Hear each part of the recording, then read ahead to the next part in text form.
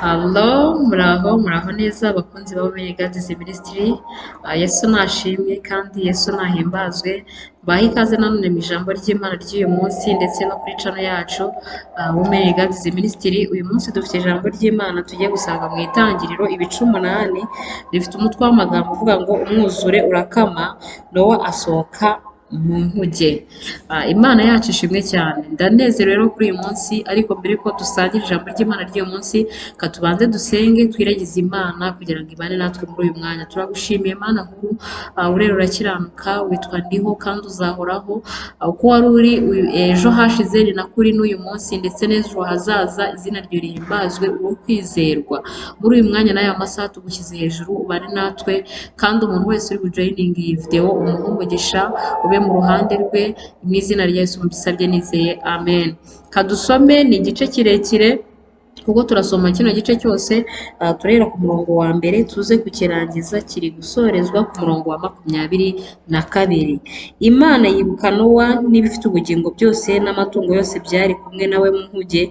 Imana izana umuyaga ku isi, amazi atangira gukama, amasoko y'ikuzimu araziba, imigomero yo mu ijuru iragomerwa, imvura iva mu ijuru iricwa, amazi asubirayo ava ku butaka ubudasiba. Ya minsi 150 ishize, amazi aragabanuka.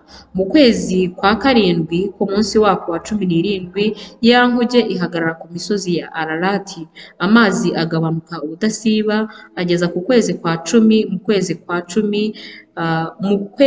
kwa 10 ku munsi wako wa mbere, impinga z'imisozi ziraboneka. Mirongo 6 haravuze ngo iminsi 40 ishize, Nowa akingura idirishya ryo mu nkuge yabajije, yohereza igikona kirajarajara kugeza aho amazi yakamiye ku isi. Maze yohereza inuma kugira ngo amenye yuko amazi agabanutse ku isi, maze ntiyabona aho ishinga ikirenge cyayo imugarukaho ku nkuge, kuko amazi yari akiri mu isi yose. Ayisingiriza ukuboko arayenda ayisubiza mu nkuge. Umurongo wa 10, asiba iminsi 7, yongera kohereza iyo numa kuva mu nkuge, igarukaho ari nimugoroba ifite ikibabi kibisi cy'umuzenze mu kanwa kayo, icyo yakuye ku giti. Bituma Nowa amenya yuko amazi agabanutse ku isi. Asiba indi minsi 7, yohereza ya numa, ntiyasubira kumugarukaho. 13, mu mwaka wa 601 w'ukwezi kwa mbere ku munsi wako wa mbere, amazi akama mu isi. Nowa akuraho igipfundikiye ya nkuge, arareba abona ubutaka bwumye. Mu kwezi kwa kabiri ku munsi wako wa 27, isi iruma. Imana ibwira Nowa iti, sohokana mu nkuge n'umugore wawe n'abana bawe n'abakazana bawe, kandi usohokane ibibaho byose muri kumwe byo mu bifite umubiri byose, inyoni n'ibisiga n'amatungo n'ibikururuka hasi byose, kugira ngo bibyarire mu isi cyane, byororoke bigwire mu isi.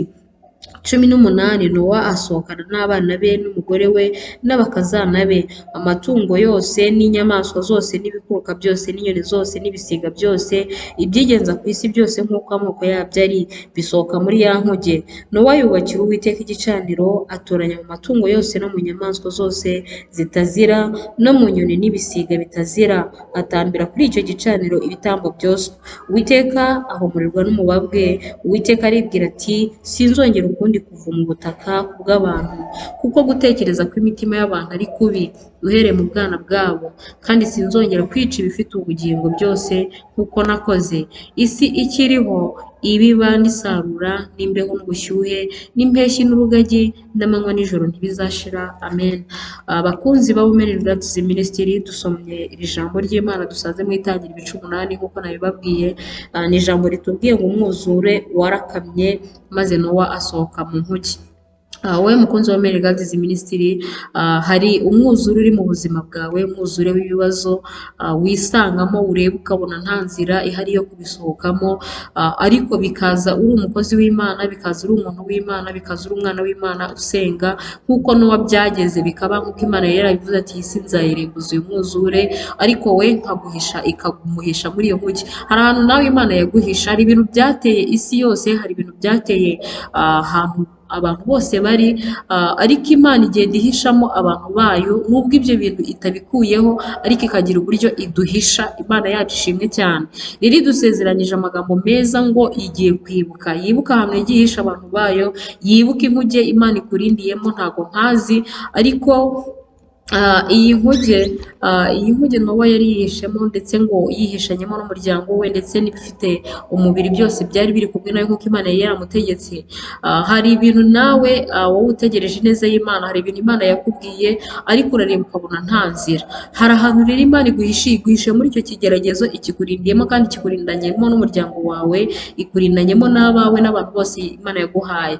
Ikinejeje muri byose Imana irabizi neza ko hari inkuge urimo, kandi Imana irabizi neza yuko hari ahantu nyine uri, hari akazitiro uri, ariko Imana ishimwe iduhaye ijambo rivuga ngo uyu mwuzure ugiye gukama, Imana igusohore muri ya nkuge yaguhishemo cyangwa se inkuge yari ikurindiyemo. Nk'uko Nowa rero yagiye agerageza kenshi, ngo yohereza inuma, yohereza igikona, uko niko natwe tugerageza kurunguruka, ukavuga ati hari amakuru meza mbitse mu isi y'umwuka, ariko se kuki mu isi bifatika nta kintu mbona? Ukagerageza gukora uko ushoboye, ukavuga ati kanagura urushundura rwanjye ahari yenda nakicira inzira, ariko ntibikunde, nk'uko ngo ibyo bikona byarajarajaraga bikabura ahantu bifata. Ni ukubera ko amazi ntarakama. Tegereza gatoya, wihangane gatoya, urindire urebe, uraje ubona ineza y'Imana, uraje ubona ubutabazi bw'Imana. Imana mu bumana bwayo ifite ukuntu izabigenza, aya mazi akuri iruhande akame, maze ngo ikubwire ngo sohokamo. Nk'uko yabwiye Nowa, ngo Imana ibwira Nowa ngo sohoka mu nkuge, yo ubwayo niyo yabimwibwiriye. Imana hari igihe kigiye kugera ikubwira ngo sohoka mu nkuge, igusohore muri ya nkuge, igusohore muri ka kazitiro, igusohore muri ka kantu yari iguhishiyemo, ikwemere gukandagira ahumutse, ikwemere gukandagira mu bisubizo byawe, ikwemere gukandagira ku musozi w'amasezerano.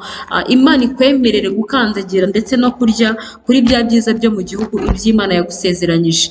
Rero mu bakozi ba Women Guardians Ministry cyangwa se umuntu wese urebye iri jambo, icyo nakwifuriza ni ukugira umutima ushima nk'uko Nowa amaze gukandagira ahumutse, yashimye Imana ngo ndetse we n'umuryango we atambira Imana ibitambo, arayibwira ngo Mana ndagushimiye. Imana ibonye gushima kwa Nowa, yihumurije uwo mubabwe, ngo Imana irasezerana avuga ngo isi ikiriho ntabwo nzongera gukora ikosa nakoze ryo kurimbura abantu, kubera yuko narimbuye ibyaremwe byose bihoye abana b'abantu, nyamara mbonye neza yuko uhereye mu bwana bwabo imitima yabo itekereza ibibi. Ni Imana igira imbabazi kandi ni Imana ituzi, n'ibyo izaduha ntabwo ari uko twakiranutse kurusha abandi, n'aya masezerano ikubwira y'ibyo izagukorera ntabwo ari uko ukiranuka gusumba abandi, ahubwo ni kubw'ineza yayo, kubera yuko ibizi neza yuko guhera mu bwana bwacu ibyo twibwira nta cyiza kibamo.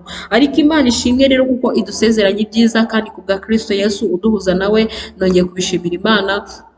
Kubera yuko ibyo yakubwiye no kubikora Imana igiye kubisohoza. Rindira akanya gatoya, guma mu bihe byawe byo gusenga, guma ku birindiro, komeza utegereze wihanganye, ugiye kwakira ineza y'Imana, ugiye gukandagira ahumutse, ugiye gukandagira kuri wa musozi w'amasezerano. Imana ibaha umugisha rero mwebwe twari turi kumwe kuri iyi channel kandi twarebanaga iri jambo ry'Imana. Imana ikomeze kubishimira ndetse no kubashyigikira, kandi mukomeze kugira imbaraga zo gutegereza, ikomeze kubaha imbaraga zo gutegereza, mutitotomba, mutijujuta, murindire ubushake bwayo kuko ari Imana ije kutugirira neza. Tuzabonana ubutaha rero, bye bye. Niba ari ubwa mbere wibuke gukora subscribe, kandi ukore like ndetse na share niba dusanganywe. Imana igushyigikire kandi Imana iguha umugisha kubwo kudushyigikira.